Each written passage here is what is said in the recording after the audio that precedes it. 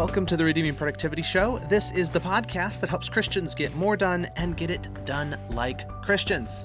And I'm your host, Reagan Rose. Well, thanks for listening today, guys. We're going to be talking about a mindset, an attitude, a mentality that is absolutely antithetical to personal productivity. And in fact, it's antithetical to the gospel of Jesus Christ.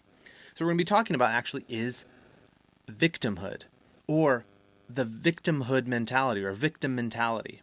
It's this outlook where you see yourself as the victim of outside forces. And it can manifest in a whole bunch of different ways, but the result of it is always destructive. It's always cancerous, and it will obliterate any attempt at personal productivity if you imbibe this mindset. And like I said, is antithetical to the gospel of Jesus Christ. So I'm going to show you why it's so dangerous, why it's such a terrible mindset to have, and how it's destructive personally and to personal productivity. And I'm also going to show you just some ideas or ways to fight this mentality in your own life. And it's prevalent, isn't it? Victimhood. We live in a culture of victimization. It's always somebody else's fault. If somebody hurts you, you can sue them. If you fail at something, blame your upbringing, or blame your teachers, or blame your boss. If you get in trouble at work, it's because your supervisor's a mean person. It's not because something you did. If you can't get ahead in life, it's because, systematic forces are arrayed against you and you just can't possibly overcome them without somebody helping you out of that predicament. Right? It's this attitude of disempowerment, of helplessness. But it's actually a lot more than that. The victimhood mentality is more than just feeling like bad things have happened to you. It's also inherently anti-Christian. It's anti-gospel. This is the opposite of the attitude a person who believes the gospel of Jesus Christ should believe. We don't think of ourselves as victims if we're Christians. And as we'll see, it's anti-productivity.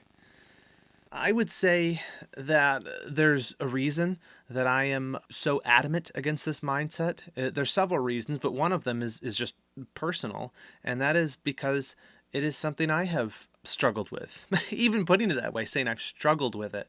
It's something that I have indulged in, I should put it that way, and take responsibility for it.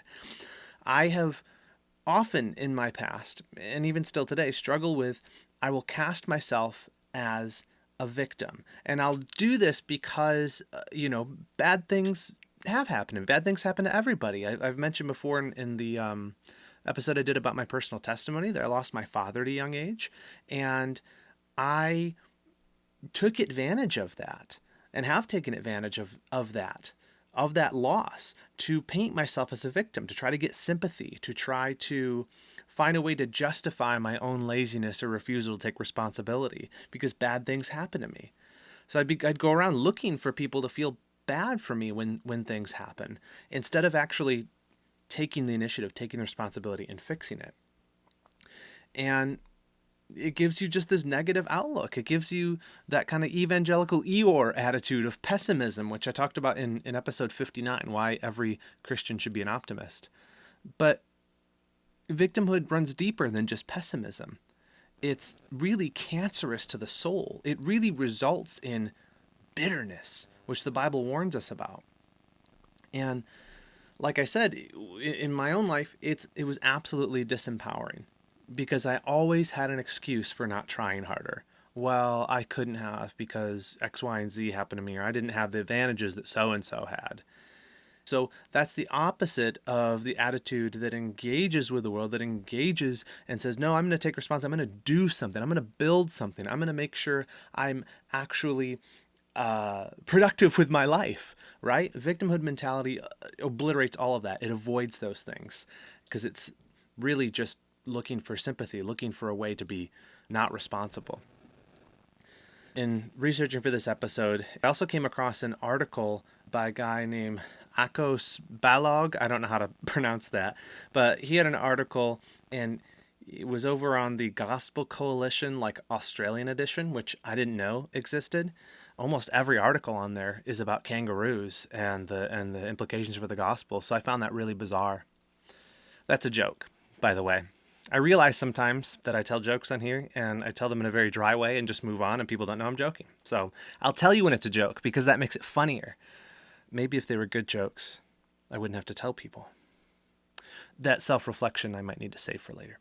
Anyway, so Echoes, I think how you say it, he had this great quote about the victim mentality and why it's so bad, especially for Christians. He said, "I am concerned about the adoption of a victim mentality. A mentality that, like a drug, makes you feel good for a while, but then sucks the life out of you." I just thought that was so, just speaking experientially, that was such a good description of what a victim mentality does, is it makes you feel good. Because you're like, yeah, bad things happen to me. People should feel bad for me. And that kind of like warms your heart a little bit in a weird, like perverse way. But in the end, it leaves you empty. Because what do you have when after someone says, "Oh, I'm so sorry for you, pat, pat, pat." Then what? Nothing. You're left alone again. You're left with, you still have responsibilities you need to fulfill. Like, you know what I mean? It's this attempt to disconnect from what you ought to do and try instead to really get people to coddle you. And it's horrible. It's gross when you think about it, the victim mentality. And it does, like he said, it sucks the life out of you. Completely sucks the life out of you. And it is not an attitude that is befitting a steward of the household of God. We have work to be doing. We have a God to be serving. We're here for a purpose as Christians, and we don't have time to be wasting, spending on woe is me, or well, I really bad things have just not turned out the way that they ought to have for me. We don't have time for that. We need to take responsibility. We've got work to do.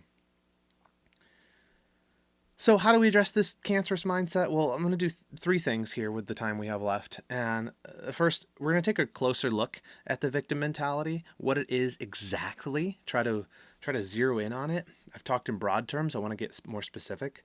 Then I'm going to give a couple examples of how this mindset is destructive at a macro level, like in history, like with nations, and even like at a socio-political standpoint, because if you can see the destruction that this mindset can wreak on a wide level, you'll see just how destructive it can be at a personal level too. So it'll be kind of like by way of analogy. And then finally, we'll show how it's destructive at a personal level, and especially your personal productivity in specific ways. And then of course, how we can address that. So what is the mindset of victimhood? What are we talking about exactly? Well, one definition that I came across, it's kind of long, but I thought that he hits on some good points here. He says, if you have a victim mentality, you will see your entire life through a perspective that things constantly happen to you. You see that? It's passive. Victimization is thus a combination of seeing most things in life as negative, so there's that pessimism, beyond your control, and as something for which you should be given sympathy. And implied in that is that you deserve better than the things that have happened to you. At its heart, a victim mentality is actually a way to avoid taking any responsibility for yourself or for your life. By believing you have no power, then you don't have to take action. Ooh. I can tell you that really hit home for me. That's exactly what I do when I try to take on this mentality. By believing I have no power, then I don't have to take action. That's huge, and that's the motivation. That's why we indulge in this mindset. But you notice something? Can you count the sins in that little definition? The sins of mind and the way we look at the world that was contained in that definition? I saw a bunch of them. There's a denial of the sovereignty of God, of course, because you're saying, well, things just happen, and they happen to me, and they're kind of out of control. But no, things are not out of control. They're under God's control. There's a denial of the love of God for you, because you're saying bad things always happen to me. And implied in that is, well, God must not care if these just bad things happen to you. It's self-focused. There's this desire for sympathy, for, can somebody come help me? You know, you're wrapped up in yourself, not on how you can serve and love others. It's all about you. And then there's that huge entitlement assumption. I deserve better than this. And then, of course, there is the opposite of that is actually true, which is I deserve an eternity in hell. That's That's what a Christian, a person who's embraced the gospel of Jesus Christ, has come to understand. I don't deserve better. I deserve worse than whatever the world can throw at me. And then, of course, I already dug into this a little bit, but refusal to take responsibility. By believing you have no power, then you don't have to take action. There's so much in there, in that selfishness, in that refusal to take responsibility, that denial of God's sovereignty, of his love. It's bad. It's sinful. This mentality is wrong. It's the opposite of walking by faith in God's promises. It's not believing what God has said is true in his word, and instead taking on this mindset that is entirely negative and entirely unproductive. But I do want to say one thing here, just so I'm perfectly clear. Having a victim mindset is not the same thing as being a victim. What I mean by that is you can have a victim mindset whether or not anything genuinely bad has ever really happened to you. And obviously we've all had bad things happen to us, but there are people who, maybe you had a relative die, or like I say, I mean, it was objectively a bad thing that my father died when I was a kid. But what if you're a victim of something even more heinous, of a murder, or maybe you've been raped or something absolutely heinous? Am I saying to you, oh, don't be a victim? You're like, well, I was victimized. No, what I'm saying is there's a difference from having something bad, even something absolutely heinous and awful happen to you. There's a difference between that and taking on the mindset that I am a perpetual victim. Only bad things will happen to me. People should feel sorry for me. I deserve better than all these things. Do you see what I'm saying? You can have that mindset of a victim no matter what bad things or what degree bad things have happened to you in your life. The problem is that the mindset is wrong for anybody, whether you are a victim of the worst crime in the world or barely anything bad's ever happened to you. The mindset itself is sinful. And so I want, in our thinking, let's separate out being someone who has legitimately been victimized versus someone who has now taken on the identity of a victim. Those are two different things. So I told you I was going to talk about what exactly the victimhood mindset is. Well, there's this great article called Unraveling the Mindset of Victimhood, and it's by Scott Barry Kaufman. And now this is, it's definitely secular psychology this guy's coming at this from. So I want to be careful when we approach secular psychology that we're not imbibing their worldview from it, because that's not what we want to do. But he does make good observations about people who exhibit this similar mindset of victimhood. And so I thought his criteria for kind of categorizing the mindset was helpful. So, and caveat, what's he say? In his article, he identifies these 4 features of a victim mindset. See if you recognize them in yourself. Or, much easier for us than self-examination, is you can probably all think of someone who fits the bill for this. One is a desire to be recognized as a victim. You want people to know it, know that bad things have happened to you, that you deserve their pity. 2 is a sense of moral superiority because of one's victim status. And that might sound kind of odd at first, but we'll see in a little bit how that actually plays out in real life. The 3rd is a lack of empathy toward the pain of others. And you can understand how that could happen. You say, well, so many bad things have happened to me. Why should I feel bad for other people? They should be feeling bad for me. See, that self-focus makes you not empathetic to other people because you're so wrapped up in you. And finally, number 4, a desire to think about and talk about past victimization. I can think of several people that I've known in my life that fit the bill for that. That's all they talk about, is how bad things have happened to them and how so-and-so did this and it wasn't right. And they're kind of like goading you to tell them, oh man, I'm so sorry that happened. I can't believe that. Regale me with more stories about how people have hurt you. So those are the 4 features that Kaufman says you can see in a victimhood mindset. And it's interesting, he had this examination about how people with a victimhood mindset tend to interpret socially ambiguous situations. So he took kind of those 4 things in the article, basically talks about how there's a socially, quote unquote, socially ambiguous situation, and people with a victimhood mindset will interpret it as a personal slight. So a couple examples he gives: maybe you order coffee at Starbucks and the barista doesn't smile at you. Well, that's because they're a racist, right? So this assumption that, oh, they're doing that because they see that I'm a different race than them, and therefore they must hate me. And that comes from that lack of empathy, that self-focus, right? They probably just didn't smile because they're tired or they're having a bad day. You know what I mean? But you don't think that way when you have victimhood mindset. You think it's bad. It's always going to be negative. Maybe someone cuts you off in traffic. It's not because they're in a hurry or they didn't see you. No, it's because someone they've never met before in their life, they personally hate you, you know? And that's how we do. We honk at them like, what are you? Don't you know who I am? I'm in a Subaru. Or maybe someone doesn't respond to your text and you think, oh, they hate me. They must hate me. They're probably out doing stuff with other friends that are way more fun than me. And they're just thinking, what a dummy. They're all looking at the text I sent and said, hey, what are you up to tonight? And they're not responding because they're all looking at it, laughing at me. That's how a victim thinks. We've all known people like this. We might be people like this from time to time. But simply put, if I could summarize what a victim mindset really is, when things go wrong, your immediate inclination is to say, why, it's not my fault, or it's not fair, or I don't deserve this. You might just have a victim mindset. And as I said in the beginning and I've hinted at, a victim mindset is antithetical to the gospel. See, a victimhood mindset says, I deserve happiness. The gospel says, you're a sinner who deserves hell. A victimhood mindset says, I'm a victim and I deserve sympathy. I don't need to empathize with others because no one else has had it as hard as I've had. But the gospel says, view others as more important than yourselves. Philippians 2:3. A victimhood mindset says the world is under the control of these cruel and capricious forces, and they always make bad things happen to me.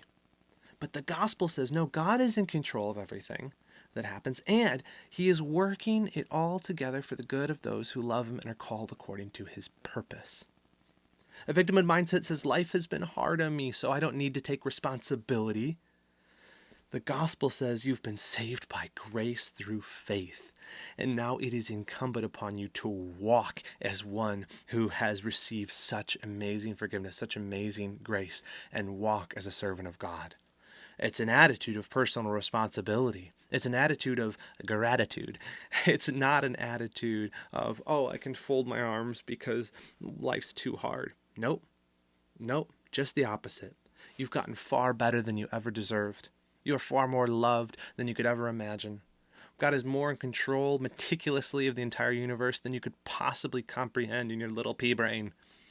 And you have been given a responsibility, a duty, to walk by faith before God, to live a life as a steward of his resources for his glory. You got work to do. You have a responsibility. That's how a Christian looks at the world. They don't look at it like a victimhood mindset. They look at it as someone who's been a beneficiary of God's grace. So victimhood, yes, absolutely antithetical to the gospel. It's absolutely antithetical to personal productivity. But I did promise you I'd give you one more analogy, and that is how a victimhood mindset is cancerous at the macro level. So when I say the micro level, I'm talking about our own lives, but at the macro level, we actually have examples from history, some of them actually playing out right now in real time on the world stage, if I can get a little political, about how victimhood mindset, when it infects a group of people, turns them into absolute monsters, really. So you think historically, nations that have embraced like Marxism, right, or socialism, they have succeeded historically by first cultivating a victimhood mindset in a group of people. And this is fascinating because you see this playbook literally over and over again throughout history, how people rise to power and get a following by first telling a group of people, you're oppressed. You've had all this bad things happen to you. We need to get that oppressor class out of power because they're the problem. They're evil. You see this with the Soviet Union. You look up the genocides of the kulaks. That was totally, at first, a campaign of propaganda to paint the kulaks as oppressors and as evil. And then you can justify killing them off because they're evil. Hitler did the same thing, a more familiar example. All that Nazi propaganda about the Jews, all that stuff saying, do you see how the Jews are taking all our money? Do you see how they're greedy? Do you see how they're bad and deceitful? And they put these cartoons in the newspapers of them portrayed as rats and all, and dehumanizing them. But really what they were saying is the Jews are the cause of your problems. Or the kulaks are the cause of your problems. You see this over and over and over again in history. And it's happening right now. If I could be a little bit, I'm not trying to get political, but if I look at the world that we're living in right now, I see it. The people that are promoting socialism in America, they are doing the same thing. They say the capitalists, the rich are the cause of your problems. They're trying to paint you as a victim. Now, I'm not worried to get political on here against Marxism because Marxists aren't concerned with personal productivity. Okay. That joke was stupid. But true, 100% true. If you're looking for someone else to bail you out and take care of you, you're not going to listen to a podcast that's about how to get more done with your life. Anyway, end political thing, because it's really not about politics. What I'm trying to show you is the mindset of victimhood leads to destruction. It leads to genocide. That's not hyperbole. Historically, that is where it led, when a group of people saw themselves as victims and oppressed and then went after the people that they perceived to be oppressing them. And now for our purposes, that's just by way of analogy, because I hope you don't turn into a murderer by embracing a victimhood mindset, though honestly, I think probably many murderers actually have. But the point I really want to make is that the victimhood mentality, really what it is it produces rich soil for the root of bitterness to crop up. And we're warned against this in Hebrews, I think, chapter 12, that let not a root of bitterness creep up. We have to be careful of that root of bitterness, because once that takes root, it grows into this big, huge, massive, destructive plant. And we don't want that. And so we have to till the soil, or I don't know what a good analogy is, destroy the victim mentality so that bitterness doesn't crop up in our hearts. Whew, okay. Let's look at the part you actually probably tuned in for this podcast for, and that is how a mindset of victimhood is cancerous, not at the macro level, but at the micro level, in our own lives, in our own personal productivity. I think that the primary feature of a victimhood mentality that is antithetical to personal productivity is that aspect of refusing to take responsibility. And I really do think that that is the heart motivation for why we embrace an attitude of, woe is me, I'm a victim, because we don't want to take responsibility.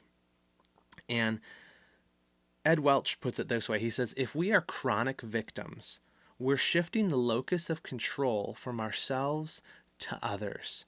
See, that's how we're offloading responsibility. By blaming people, do you understand? When you blame someone, you blame shift, you don't take responsibility. You're giving that away to someone, but you're not just giving away the responsibility and the negative consequences that might fall on them. You're also giving them control. You're removing any responsibility, any power that you might have to affect change on your own. It's the same attitude of the devil made me do it, blaming Satan for your sin. Or society made me do it. Poverty made me do it. A bad upbringing made me do it. My lousy boss made me do it. My spouse made me do it. On and on and on. It's this blame-shifting refusal to take responsibility. And if personal productivity is anything, it's taking responsibility for your life and for your work and trying to be the best steward you possibly can. It's responsibility. That's what productivity is, 101. That's the base of it. That's the foundation. You have to take personal responsibility to be organized, to plan, to delegate, to do things when you said you were going to do them. That's all it is. That's all we're talking about, is personal responsibility. And so I don't know of a worse, more cancerous mindset that could undermine your productivity than a victimhood mentality, which refuses to take responsibility for what you need to do in life. A productive Christian says, I am responsible for my sin. I'm the one who sinned against God. I'm the guilty party. And they also say, I'm responsible for my actions. I have a duty to God and to my fellow man, and it's time to get to work. I need to do something about it. It doesn't wait around for somebody else to take the lead and say, here, I'm going to show you exactly what to do. No, you take responsibility and you go to work because you have a responsibility before God. And you can see, and this was really the point of me sharing that analogy about how victim mentality plays out at the macro level and in history. If a people can use a victimhood mindset to justify genocide, how much easier is it for us to justify our own laziness with a mindset of victimhood? Yeah? I don't need to get out of bed today. This bad thing happened to me, or nobody else goes into work early, or I was overlooked by my boss last week, so why should I step it up and work harder? I'm the only one doing this. Or my husband never notices what I do around the house, or nobody really cares if I do X, Y, and Z, and everyone was mean to me anyway, so why should I do it? It's the opposite. It's the opposite. That's not the way a Christian looks at the world. We use the victim mentality to justify our lack of responsibility. That's why we have to slay it. We have to murder it. We have to mortify it. And I would just say this too. People that view themselves as victims, they never accomplish great things. You don't see anybody in the annals of history who did great things because they thought themselves a victim. You said, oh, you just talked about how, these leaders, these horrible leaders used it. Aren't they in the history books? No, they didn't think of themselves as victims. They just convinced other people that those people were victims. A person who accomplishes great things in life, it's never someone with a victim mentality. Why? Because the person with the victim mentality is too busy worrying about woe is me to actually get anything done. So a person with a victim mentality is never going to be productive. They aren't. They just aren't. And so when you see this crop up in your own thinking, you got to slay it. And how do you slay it? Well, you have to refuse to believe the lies that are endemic to it. You have to refuse to believe those disempowering, responsibility shirking lies. Just like with everything in the Christian walk, you have to confront the lies, the temptations of the evil one with the truth of God's word. And just a little side note for you, a little bit of Christian theology. Satan only has one weapon in his arsenal. Do you know that? The only weapon Satan has is deceit. That's what he does. He's the father of lies. He twists things. He lies. That's what he does. All temptations are just lies. They're telling you if you do this sin, it's going to make you happy and there's not going to be consequences. It's a lie that's being presented to you. How do you confront lies? The truth. Where do you find the truth? God's word. So you have to be armed with the word of God. That's why the foundational discipline you really need to have as a Christian is familiarizing yourself with God's word so that you can be armed with the truth to confront the lies of the evil one. And that's no more true than with this attitude of victimhood. You have to confront that lie of that you deserve better than this with, no, I don't. I deserve much worse. And the only reason I have anything I have, the only reason I'm here taking a breath today is because God has let me. He has given me grace to do that. You have to confront it with that truth. You have to confront that lie that the whole world's out of control and just bad negative things are going to happen to you with the truth that God is the King. Jesus is King of the universe, and he is in control of all of it, and he cares for you, and he's going to use even bad things for your good. You have to bring the truth to bear on it. And you have to confront the lie that I can step back with the responsibilities of life because bad things have happened to me. You have to confront that with, no. God is going to hold me accountable for the life I live before him. And that whole well done, good and faithful servant, that's going to come when I take responsibility. Just speaking of the parable of the servants, of the talents, right? The one who buried his treasure in the soil, what was he doing? What was he doing? He was shirking responsibility. And he was playing the victim. When the master returns from his journey, he says, well, where's my money? Why didn't you invest it or make a better return on it? And he said, oh, well, I knew that you were a hard man and that you he blame shifts, right? And plays the victim. That's exactly the opposite of what the good steward did. The good steward said they took the responsibility of what the master had given them and they invested it and they made a return on it. That is what the Christian life is. You take responsibility, you serve the Lord, you be a good steward. You don't shirk that.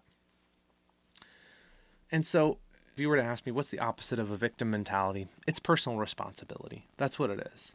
The Bible's huge on this, personal responsibility. I mean, even I mentioned how it's antithetical to the gospel earlier, but I mean, Ezekiel 18:20, the soul that sins shall die. Don't blame your father. Basically, don't blame other people. You're going to be held accountable before God for yourself and no one else. You're not going to be able to point the finger on Judgment Day. So personal responsibility is huge. You see it in the New Testament too, 2 Thessalonians 3:10. Paul says if a man doesn't eat, or I'm sorry, if a man doesn't work, let him not eat. Right? You need to be responsible for yourself and your own household. If a man doesn't provide for his own household, he's worse than an unbeliever, Paul even says, right? He's not taking responsibility for that which God's entrusted to him with his own household. And so a man or woman of God, a productive person who takes responsibility for their life, they're going to look ahead at their day and they're going to say, what good would you have for me to do for you today, Lord? How can I serve others? And you launch into that with vigor. When troubles come, setbacks, shortfalls, all those things, you're going to say, Lord, with your help, we're going to find a way through this. You're not going to embrace that disempowering thing of, oh, well, now I'm just going to give up and not be responsible. No, you're still responsible. Even if bad things befall you, even if you lose everything you've worked for, that doesn't mean that you no longer are a steward. You still got to get up and keep working and trust the Lord for the results. You can't embrace the victimhood mentality. Someone who takes personal responsibility will take it upon themselves to be organized, to plan their day, to decide for themselves what goals they're going to pursue, and that they're going to choose to do the things which honor the Lord and not wait around for someone else to lead them to those things. They're just going to do it, and they're going to do it because they know they're responsible to.